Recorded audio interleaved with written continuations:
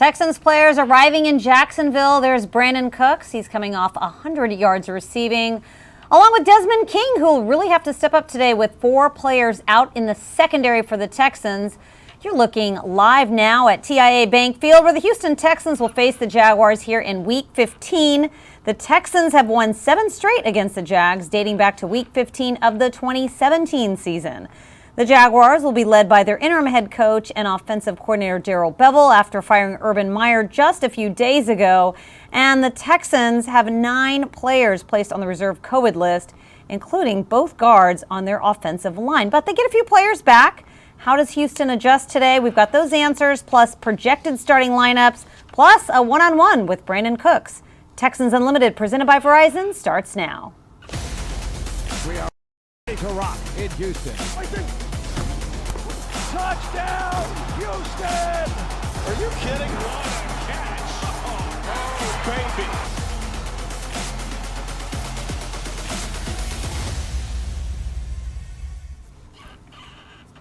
Welcome into Texans Unlimited, presented by Verizon. It's Week 15. It's the Texans at the Jaguars. Of course, the big news of the week, a lot of players out for the Houston Texans. You're going to need to get your roster in front of you to see who some of these players out on the field. They're going to go pretty far in the depth chart. That inactives list, which we'll get to a little bit later, pretty short, but it's good news, bad news for the Houston Texans. They get some running backs back, they get a D lineman back, but they lose quite a few players, including some starters, due to COVID-19, which has really run rampant across the league. And I welcome in my friend Drew Doherty. Thank you. I'm sure we're going to get into much of this later on in the show. Yeah, we'll dive deeper into who's in, who's out, but just think about it this way. The Texans are going to be without their best corner, their best safety, their best pass rusher, and their 2 best linebackers, as well as both offensive guards. So, they've lost 11 games, and that's not going to get too much fanfare when other teams are having games pushed back to Monday that would have been played today, games pushed back to Tuesday that would have been played today. We understand that, but maybe rewind about 9 years. Think about it if in Week 4, the 2012 Texans, which went on to win 12 games, didn't have J.J. Watt, Glover Quinn, Jonathan Joseph, Brian Cushing, plus both their guards, Wade Smith, who was a Pro Bowler that year, and Ben Jones over on the right side. They'd have a lot to deal with. Now, they might still come out with a win, but that's a lot of firepower that you don't have at your disposal, and we'll get into that a little bit later in the show. We are. The good news, the game is still on today. It's not being pushed out like many of the other games, but let's get into some of your quick hits of the week. Over 150 players across the NFL tested positive for COVID this week. The NFL decided to make league-wide changes to the COVID-19 protocols. Head coach David Culley talked about what that meant for the Texans internally. Well, we've basically went virtual starting yesterday. Everything is virtual as far as our meetings.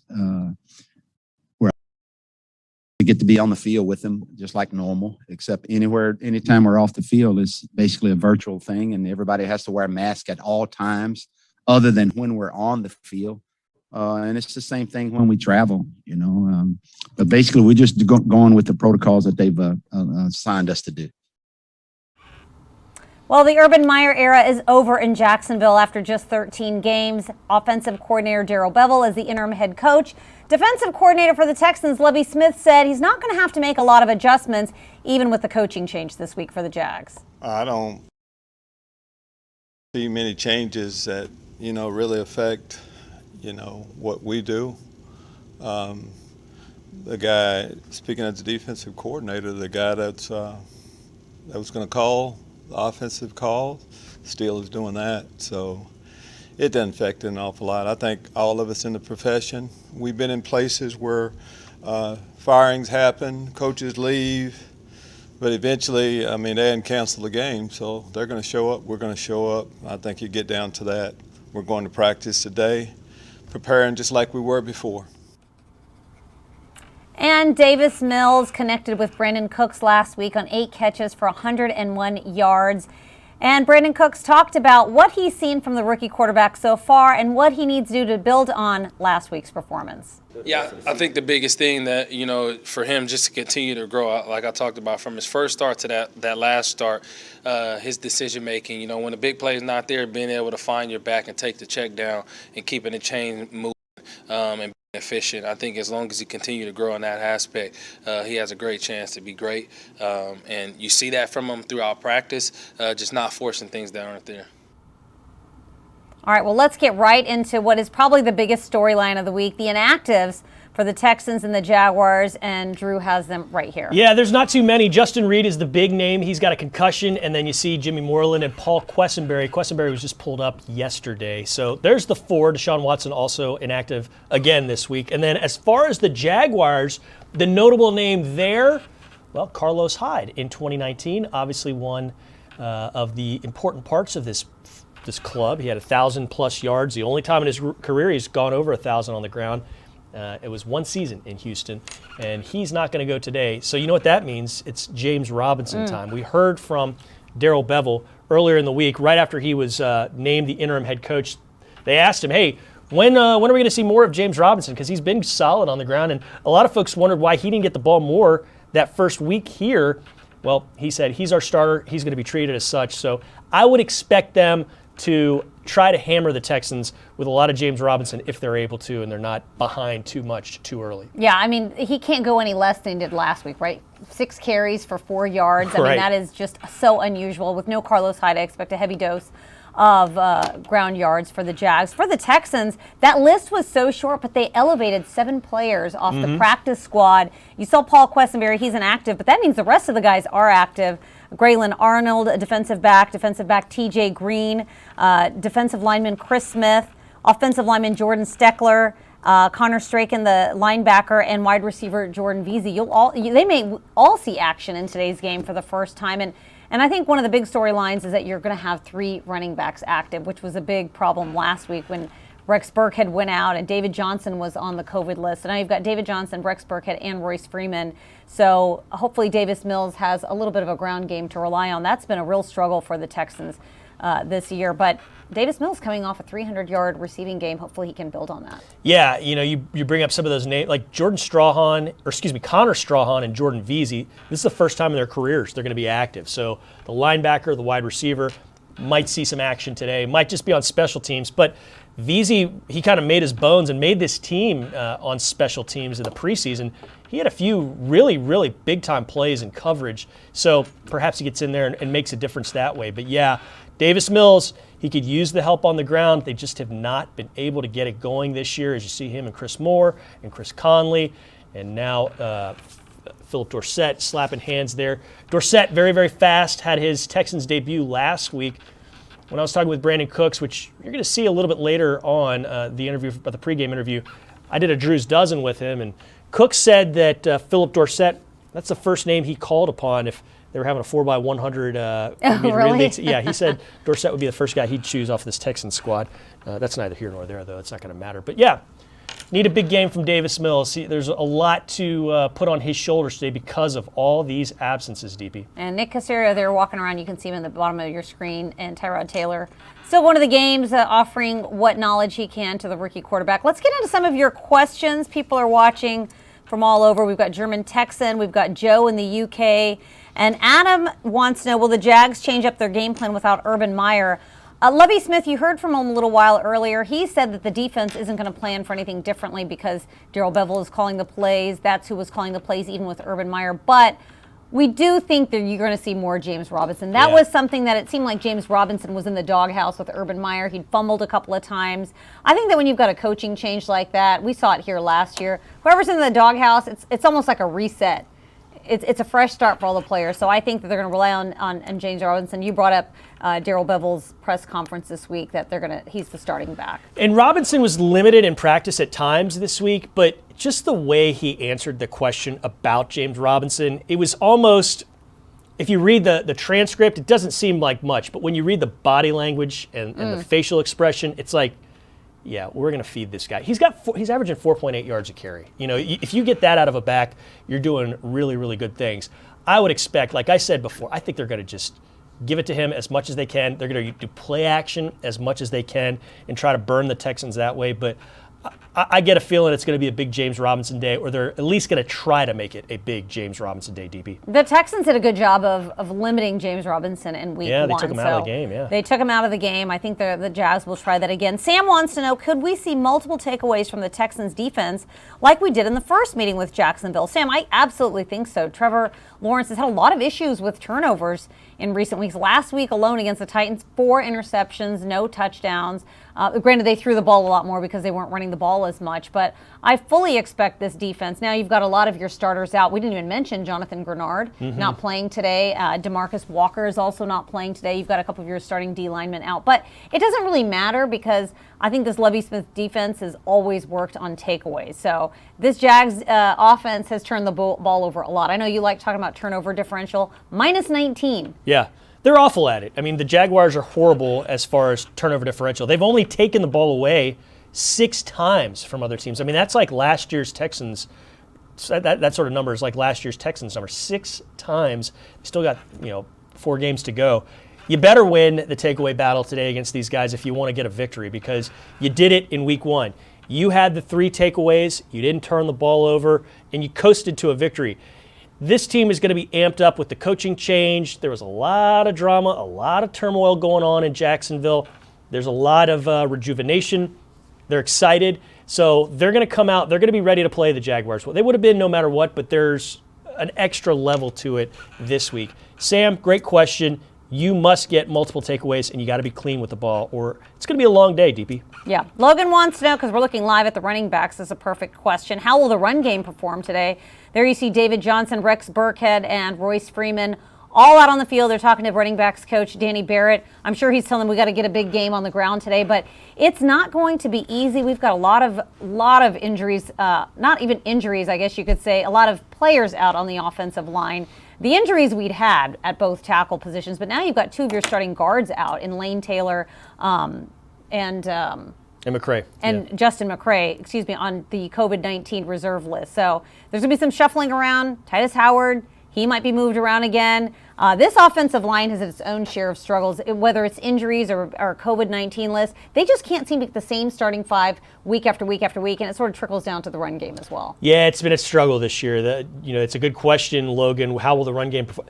If it's gone the way it's gone the rest of the season, it's going to be a struggle, but they really need to play like they did against this team in week 1. They basically ran the ball 40 times, and while they didn't get high yardage on those carries, because they were ahead, they were able to get a high volume of carries and keep Jacksonville's offense off the field, help your defense. I mean, you need more of that. If you're going to do like you did in any game this season, it needs to be like you did in week 1, where you are able to hammer them. But what happened was Texans got out to a 14-0 lead that day, and when that happens against a rookie quarterback, you really get to tee off on them when you're on defense. So you need the run game to perform well. How will it perform? We shall see. All right. Well, Greg wants to know, will Lonnie Johnson Jr. play today? There you see him, number 1. Everybody's playing warming today. up. It's all hands on deck. Yes. Everybody that's dressed will probably play. And for Lonnie, it's going to be an even bigger day because they've got 4 members of that secondary out today. 3 are on the COVID reserve list. And then Justin Reed is out with a concussion. So I think the big question is going to be, where is Lonnie going to play? Will they move him back to safety? Will they keep him at cornerback? It seems like in recent weeks, Lovie Smith has talked about they just want to keep him there at corner. But I have to think if there's ever an exception to the rule, it might be today, but maybe they get enough bodies back there in the secondary where he doesn't need to move back to safety. Yeah, you see him there in the center of the screen, number 1. He's going to be important today. You need a lot from him because of all the guys that were not going to play and are not going to suit up because of COVID. And then a little bit further down, you see Jeff Driscoll. They're stretching and getting loose, and Tyrod Taylor in between the 2 of those guys. Yeah, Lonnie Johnson important today because he's gotten a few more reps. We kind of joked last week about what I'd said the week before. I said, oh, well, you're not going to see Lonnie Johnson play too much. Played like a dozen to 20 snaps at corner. Played some last week. Yeah, he's going to go today, Greg, because Jonathan Owens is making his debut this season or playing for one of the first times this season. You're going to see a lot of guys that have not gotten a lot of action, thrust into the void or into the breach today. Yeah, Terrence Brooks, Terrence Mitchell, A.J. Moore are the 3 members of the secondary that are out because of COVID-19 today. Javari in Miami wants to know, what should we expect of the safety position today? I think Drew hit the nail on the head. You're going to see some Jonathan Owens. You've got no A.J. Moore, and you've got no Terrence Brooks. So A.J. Moore is a big deal, too, because he is great for depth. Yeah, it's not so much on defense, but he's your best coverage guy on special teams. How many times have we seen a Cam Johnston punt be covered or be the first guy down there? It's A.J. Moore, and that's what he did and what he's done since he got here in 2018. So you needed A.J. Moore, and you're going to need guys like Jordan Veazey to take his spot as a gunner on special teams to do good things. Yeah, and speaking of the safety position, Justin Reed, he's not going to be playing today. He's dealing with a concussion that he suffered last week against Seattle. So it's going to be Jonathan Owens and we'll see. Eric Murray. It'll be Eric Murray. Active, maybe Lonnie Johnson. I think with that, you have very little depth at the safety position. But if you can keep Lonnie Johnson in corner, I think that's probably what the Texans will opt to do. Logan wants to know, what do you think of Jonathan Owens? Logan, I think Jonathan Owens, from what we'd seen of him, has done a great job as far as what he's able to. We saw a lot of him in training camp, and he was really impressive. But, unfortunately, just with depth and everything else, he's not gotten a chance to see meaningful action during the season. But today might be his day, Drew. It's really been odd. He was a guy that back in May we heard, well, this is one of the most improved players on the entire defense. And so when you heard that, you thought, well, maybe he's going to be a part of things in the season. For whatever reason, that did not happen. He's not playing until late December now. But they thought highly of him about 7, 8, 9 months ago. So we'll see if that comes to fruition today. All right, well, let's see what else comes to fruition with Brandon Cooks. He had 100 yards receiving last week, and all he does is win, win, win against the Jags. Yeah, we'll get into that later. We got to talk about that. 5 times in his career. Hopefully he can keep that streak going, and Drew Doherty had a chance to catch up with Brandon a little earlier in the week.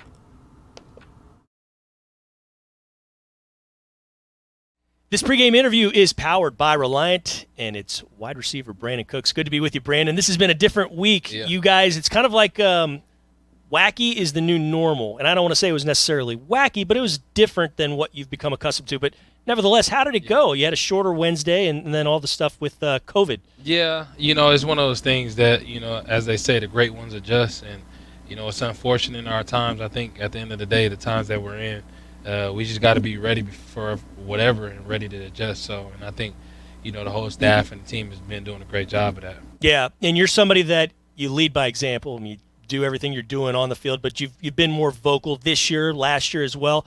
When did that kind of turn for you? Did you come into the NFL as a very vocal guy as a rookie? How did that turn? When did it turn? No, I would say it's turned probably in the last a couple years of my career, just because I've been put in that position to be able to lead. And great leaders do lead by example, but at the same time, every once in a while, they got to be vocal. And so I pick and choose my spots. But yeah, I think that's changed just over the last couple of years of my career. All right, tell me about what's going on offensively. You guys really getting a rhythm early last week. How do you sustain that? Yeah. What was going well to make that happen? Yeah, I think the biggest thing is just playing fast. You talk about that first drive. There's no penalties. We were being efficient on first and second down.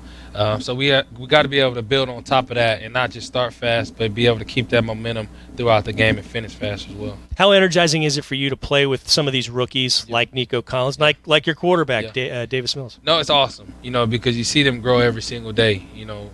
From the first start to that start, you see how Davis has grown, over these weeks. And you talk about a guy like Nico who's always eager to learn and willing to work hard to be able to adjust and get better. It's awesome. So yeah, I know wins, obviously the ultimate goal. That's what you want.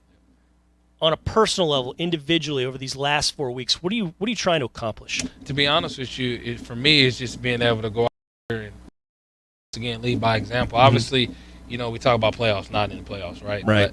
But at the end of the day, when you play this game, when you respect the game going to respect you back. So just trying to lead with those young guys, no matter how it looks, just going out there, continue to try to get better. And that's what I feel like I'm doing as a player, is getting better every day. And I just want to continue to keep that trend through the rest of these 4 weeks. Yeah, and before we talk about the guys on the field that you're going to play against, odd situation, in Jacksonville, they get rid of Urban Meyer, so they've got an interim coach in Darrell Bevel. You've been a part of that, last year here. What's it like? What do you think you might be going into facing a situation like that of guys that could be energized, could go the other way? I think it's more than likely, like you said, being in that situation myself last year, I think those guys are going to come out energized, willing to play for that coach, and come together. Anytime, as we all know, all it is in the locker room, it is us. And so I feel like those guys are going to come out and just play their tails off and have that energy. And so we got to be able to expect that and be ready for that. All right, tell me about that secondary over there in Jacksonville. Yeah. Little different than what you saw in week 1, but what did they do? Those guys are still playing fast. You're talking about Shaq and Campbell bleeding those outside guys at the corner position. Those guys can run, that's for sure. And they're playing at a high level, week in and week out. So I look forward to that matchup. You talk about their safeties, who's disciplined, and that front seven is just always flying around, led by Josh Allen and Khalil Mack. So we got to be able to be ready for that and expect a energized team. Okay, let's wrap this up by finding out how you power game day and how you get powered on game day night before. So it's going to be a 1 p.m. Eastern game. Yeah. When do you go to sleep? When do you wake up? Oh, I'm in bed by 9:30. All right. As soon as the meeting's over, I get a little snack and head into the room, Epsom salt bath, and probably eyes closed by 9:30. And it's easy to sleep the night before a game? Yeah, at this point, just being in that routine. Right. Yeah. Was it always that way? No, I think it's been that way more so because we had a newborn last year, and so you're relishing the I'm time relishing away. I'm relishing that time because I don't know if you have kids. Yes, I do. But if you do, you understand that those sleepless nights early on are real. So being able to get those moments, just to be able to have peace and quiet. That's why it's a lot more easier to sleep. Hotel room can be like a paradise in and of itself. No matter how it is, absolutely. Well, Brandon Cooks, you've always done well against the Jacksonville Jaguars in your career. We hope that keeps up on Sunday in Jacksonville. Best of luck, and thank you so much. Thank you very much. Brandon Cooks, number 13. He started all 13 games for the Texans this year. You could just call him Mr. Dependable because he also has had quite a career against the Jags. He sure has, DP. So he's on pace to crack the 1,000-yard barrier at some point in the next few games. He's got 840 and change right now. But like you mentioned, 5 times if you include a playoff game against the Jaguars, he's suited up against Jacksonville. His teams have won all 5 of those games. The worst game he ever played was last year at Jacksonville. As a member of the Texans, he only caught 3 balls. He only had 1 touchdown. He only had 83 yards receiving, so he averaged about 28 yards a catch. He's cracked the 100-yard mark in every other game, 123 as a rookie in 2015, 161 last year in Week 5, first win of the season, caught a touchdown there, 132 earlier this year in Week 1, and in that playoff game, when he was a Patriot, it was the AFC title game. You don't hear much about this, but he caught 6 balls for 100 yards. All 5 of them, or all 6 of them were for a first down. And he also had he drew 2 pass interference calls, 1 for 32 yards, 1 for 36 yards. In all, when he suits up against these guys and he catches a ball, it goes for 22 yards a catch. He has roasted these guys over his career. He's very, very good. He is, it's going to be fun to see what he does today. They will need another big day from Brandon Cooks, DP. Yep, he's in the starting lineup. So let's take a look at some of our starting lineups for today. We'll look at the offense first. There he is, Brandon Cooks, along with Davis Mills. And both running backs, David Johnson, Rex Burkhead, back in the lineup. Cooks, Conley, and then you've got Farrell Brown. The offensive line is the one to watch. We've got Jaron Christian Sr. back in at left tackle. Titus Howard shifts to left guard. Justin Britt starts his another consecutive game at center, being back off IR. And then you've got Max Sharping at right guard for the Justin McCray COVID reserve list that he was placed on, and then Charlie Heck at right tackle. So a lot of changes there on the O-line. Let's take a look at your defensive starters for today. And DP, before we do, I got to clear something up. There's some folks out there that have taken issue with the way I describe these graphics. And the first thing I want to say is, these graphics are beautiful. The people that made these graphics did a fantastic job. The people that enter in all the information, they do a fantastic job. But the information that gets relayed to these folks, I think, is sometimes questionable, mainly because I don't think we've ever seen the Texans run or start a 2-back offense, which is what we saw in the previous graphic. But that's the information we're given, and that's what we got to put up. So you see that asterisk there at the bottom. I was going to point out the starting asterisk lineup is based off of the official team depth chart. Unofficial team depth chart. Please don't take issue with what our people that are making these graphics are saying. Take issue with someone else, because my man Tyler Marcotte, is a wizard with this stuff, and I love Tyler Marcotte, and he's great. But with all that in mind, you look at this defense. No Jonathan Grenard today, so Derek Rivers steps in. The rest of the front 4 stays the same. Neville Hewitt has been very solid when he's played this year. He had 100-some tackles last year with the Jets and is very, very capable. You got Kevin Pierre-Louis. You're going to get another look at Garrett Wallow, the rookie, because of what's going down. No Grugier Hill and no Kirksey. And then in the secondary, like you touched on, Desmond King, thankfully, is out there. You're going to see more Tavier Thomas, and the safeties will be Owens and Murray, because you don't have Justin Reed due to concussion. He's one of the few that doesn't have COVID-19 that's not playing today. So That's what we're looking at. Jacob Martin. Hey, let's get some sacks from that guy. He has flashed at times this year. He has been able to get after the quarterback. This quarterback that you're facing, Trevor Lawrence, he threw 4 interceptions in the second half last week. You picked him off 3 times when you played him in week 1. Let's get a few more of those today to make this a game. Texans really, really need some takeaways, like we mentioned, and that's a good place to start, a rookie quarterback. Yeah, Trevor Lawrence, number 1 overall pick in that week 1 game against the Texans. He threw 3 touchdown passes, also threw 3 interceptions. But, he has really had a bumpy ride of a rookie season. I don't know how much of that had to do with the coaching changes, how much of it was just the rookie bumps and struggles of getting out there for the first time in NFL action. But just 1 touchdown pass in the last 6 games. So week 12 against the Falcons, that was the last time he scored a touchdown in the last 6 games. And in those 6 games, 5 interceptions. Now, of course, 4 of those came last week when they faced the Titans. And yeah, it's been a rocky season for him, but I still think his future is very, very bright. I'm not ready to throw, and not that you were either, but I'm not ready to throw dirt on Trevor Lawrence's grave. I think he's going to be really, really good for a really long time, and he's going to be a problem for the Texans and the rest of the AFC South in the years to come, in my opinion. Yeah, well, I spoke with